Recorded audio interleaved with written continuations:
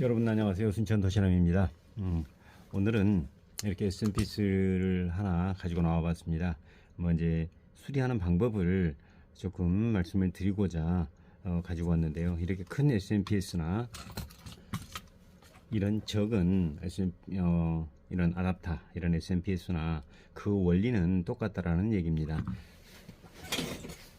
지금 이거 같은 경우는 이제 부품이 지금 없어서 수리를 지금 못 하고 있는 거고요. 이것은 잠시 치우도록 하겠습니다. 그리고 지금 이겁니다. 이것은 전원을 넣어도 2차 축으로 출력이 나오지 않는 그런 SMPS인데요. 한번 전원을 인가를 먼저 해보고 그리고 뭐 어떤 증상인지 보면서 또 수리를 이어가 보도록 하겠습니다. 이제 점검하는 방법들 이런 순서적으로 한번 알아보도록 하겠습니다. 일단 전원을 넣어주고요.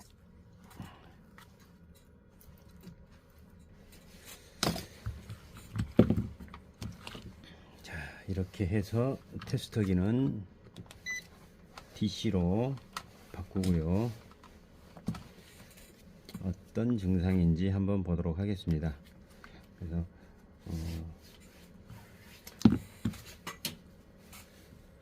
자, 이렇게 놓고 뻥방지에다가 한번 놓고요. 한번 전원을 켜보도록 하겠습니다.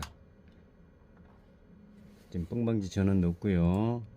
이렇게 해도 출력에 전압이, 자, 한번 다시 테스터기를 봐야죠.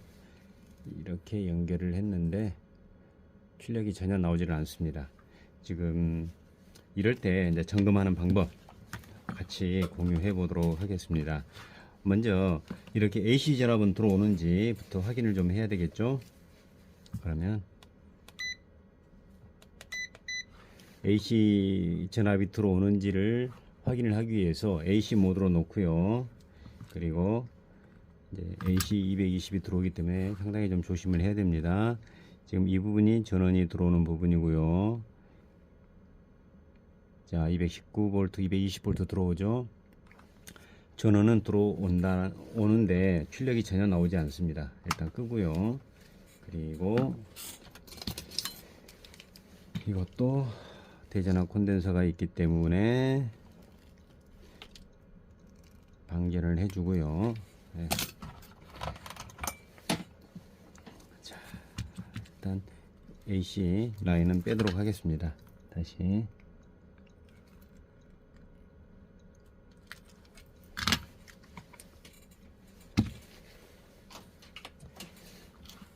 자, 그리고 DC 출력도 그냥 빼도록 하겠습니다. 번거로우니까요. 점검하는 방법을 보기 위한 거니까요. 그리고 부저 모드에 놓든지 다이오드 모드에 놓든지, 일단 부저 모드에 한번 놔보겠습니다. 일단 AC 입력이 이렇게 들어와서 하나는 휴지를 거쳐서 들어가고 하나는 바로 들어가겠죠. 그래서 이 필터 부분을 거쳐서 이제 이 뒷부분에 보면 이 브릿지 다이오드가 있습니다. 이 정류 다이오드가 있고, 정류 다이오드를 거쳐서 나가면 이렇게 이제 대전압 콘덴서, 저희들이 흔히 얘기하는 대전압 콘덴서죠. 대전압 콘덴서가 이렇게 있고, 이것을 거쳐서 이제 쭉 나가다 보면 여기 지금 여기 보면 PWM이 있습니다. 이 PWM IC를 거쳐서 이 FET 걸치고 다시 이 FET 드레인에서 이 코일로 가고, 그래서 여기에서 지금 이렇게 DC로 정류되어 있는 이 DC 전압을 한 320V 정도 되죠. 한 320V 정도 되는 이 전압을 여기에서 다시 교류로 만들어서 PWM으로 해서 교류로 만들어서 다시 DC로 만들고, 그 DC를 정류를 해서 출력이 나가는 그런 방식입니다. 원리는 다 똑같습니다. 점검하는 방법, 작으니까 그래도 좀 더 쉽겠죠, 큰 거보다. 자, 퓨즈 이상 있는지 없는지부터 보겠습니다. 퓨즈 이상 없죠?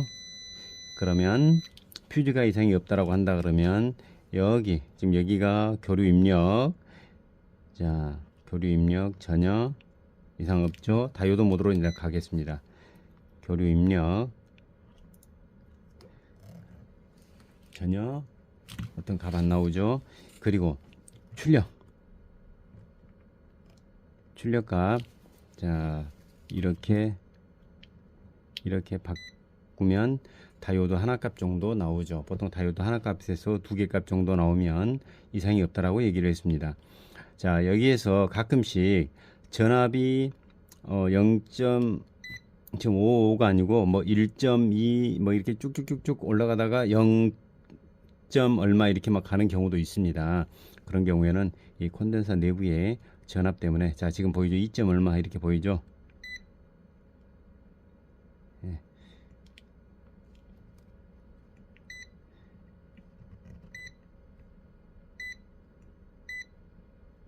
같은 거니까요. 예, 1. 얼마 이렇게 나오다가 정상으로 돌아오는 경우가 간혹 있습니다. 자, 이런 경우 같은 경우 조금 기다리면 정상적으로 이렇게 돌아오니까 이렇게 보시면 됩니다. 0.555 예, 다이오드 하나 값이면 정상이죠. 1차 측에서는 그럼 거의 이상이 없다라는 얘기입니다. 그럼 이 FET 한번 보겠습니다. FET도 이쪽이 게이트 드레인 소스죠. 그럼 드레인에 흑색봉 소스에 적색봉 났었을 때 다이오드 하나 값 정도 나오면 정상이다 라고 말씀을 드렸고요. 그리고 이거 PWM이 있습니다. 이 PWM 같은 경우에는 이제 우리가 가장 쉽게 어떻게 보냐면요, 이 캐패시터 하나 있습니다. 이 작은 캐패시터, 이것이 이 PWM IC에 전원을 공급해 주기 위한 콘덴서이기 때문에 이 부분에 쇼트 값을 한번 봅니다. 이렇게 해서 쇼트 값이 아닌 자, 다이오드 모드 한번 저항값 한번 볼까요? 저항값으로 봤었을 때 뭐 1메가 이상 나오죠. 이게 뭐 105ohm이라든지 아니면 0ohm이라든지 뭐 15ohm이라든지 이렇게 저항값이 굉장히 낮게 되면 이 PWM IC가 나갔다라고 생각을 하셔도 거의 확실합니다. 그래서 PWM까지도 이렇게 확인을 하고요. 그러면 여기 같은 경우에는 거의 사실 이상이 없습니다. 이제 이 부분에 뭐 부품 몇 개 안 되죠. 이제 이 부분에 부품 몇 개 안 되기 때문에 거의 뭐 이렇게 다 갖다 측정을 해봐도 사실 뭐 큰 뭐 어려움은 없습니다. 그러면 1차 단에는 거의 점검이 다 끝나버리는 거죠. 이게 다이오드 몇 개 있는데요. 이거 한번 보겠습니다. 다이오드 예, 이상 없죠. 예, 역시 이상 없고요. 그러면 여기 1차 단에는 이제 점검이 다 끝나버렸습니다. 벌써. 예를 들어서 여기 뒤에도 있는데요. 자, 이런 부분들 0.0000이 나오는데 0.25ohm짜리로 보이네요. 아닌가요? 잠깐만요. 지금 너무 적어서 몇 ohm짜리 한번 보겠습니다. 여기서 0.25ohm짜리로 보이는데 0.95ohm 나오네요. 여기는 3.25ohm, 2.95ohm. 이제 이 저항값을 사실 잘 봐야 됩니다. 근데 뭐 거의 1차 단에는 휴즈가 안 나갔기 때문에 거의 이상이 없으리라고 이렇게 판단을 하셔도 큰 어려움은 없습니다. 물론 1차 단에 이상이 있어서 이런 소자들이 이상이 있어서 문제가 발생하기도 합니다. 그러나 뭐 이렇게 점검을 하시면 되고요. 그러면 1차 단에는 이상이 없는데 2차 단에는 이제 전압이 나오는지 안 나오는지 이제 이런 부분들이 이제 발생을 하겠죠. 그래서 지금 현재 한번 여기 이 데콘하고 여기 지금 FET 드레인 파형을 한번 보도록 하겠습니다. 이 데콘에다가 마이너스 물려 놓고요. 너무 커서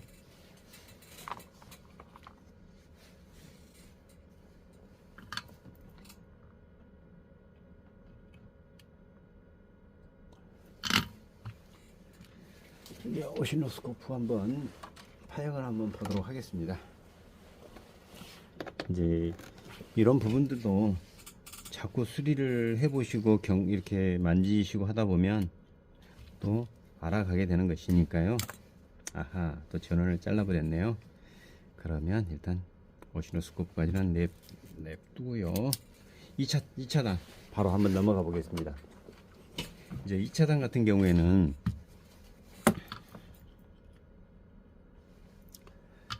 빼고요. 이게 지금 포토카플러 있죠? 이 포토카플러를 통해서 2차단에서 만들어지는 어떤 신호를 가지고 1차단에 어떤 이제 이 PWM IC에 시그널을 주게 됩니다. 그러면 PWM 지금 2차단에가 문제가 없다. 그러면 열심히 이쪽에 신호를 줄 거고요. 그럼 이쪽에 이네이블 신호를 주게 되면 여기에서 PWM에서 이제 일을 하게 됩니다. 그래서 여기에서 PWM을 일을 할 것인지 말 것인지를 얘가 결정을 해주게 되는 거죠. 그래서 TL431이라든지 여기 431 있죠. 여기에서 서로 연동을 해서 이쪽에 일을 시킬 것인지 말 것인지를 결정을 하게 됩니다. 자, 그럼 2차단에는 가장 먼저 점검해야 될 것이 뭐냐? 이 쇼트키 다이오드입니다. 이건 쇼트키 다이오드가 좀 특이하게 생겼습니다. 여기가 플러스 마이너스. 여기 쇼트네요. 예, 여기 쇼트입니다. 다이오드 모두 갈게요. 예, 쇼트죠. 일단 요거 한번 제거해 보도록 하겠습니다.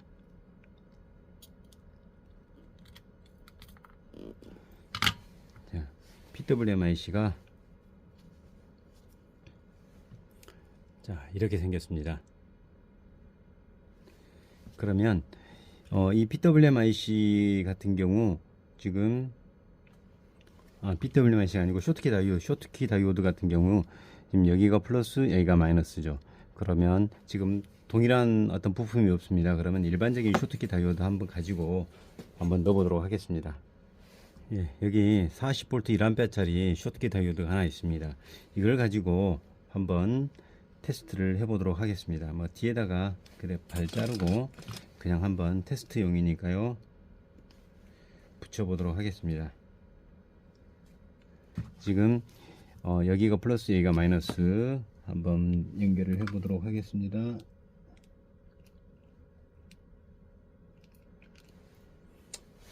자.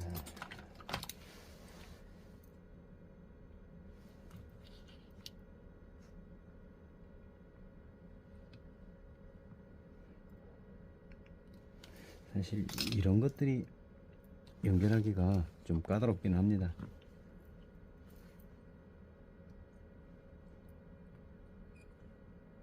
자, 이렇게 연결을 했고요.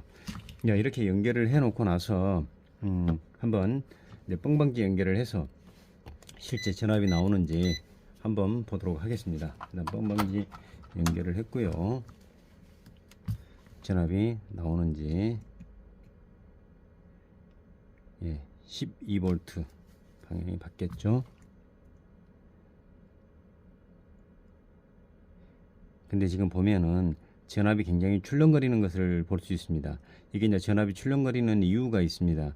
이게 지금 캐패시터도 조금 문제가 이게 안 보였네요. 예, 한번 출력을 한번 보도록 하겠습니다. 지금 12V인데 11V에서 12V 약 1V 정도 0.5V 정도가 굉장히 출렁거리고 있습니다. 이제 그 이유는 이제 뒤쪽으로 하게 되면 이런 캐패시터 때문에 그럴 수도 있고요. 이런 캐패시터들이 노후화돼 가지고 전압이 굉장히 출렁거릴 수 있습니다. 그런 부분들은 캐패시터 교체하고 그러면 충분히 잡히리라고 봅니다. 한 0.5V 정도는 계속 출렁거리죠, 전압이. 그래서 일단 끄고요. 자, 이런 그 작은 아답터, 작은 12V짜리 작은 아답터이지만 원리는 SMPS 우리가 일반적으로 쓰는 큰 SMPS하고 원리는 동일하다. 그리고 고장을 찾아가는 방법도 동일하다라는 겁니다.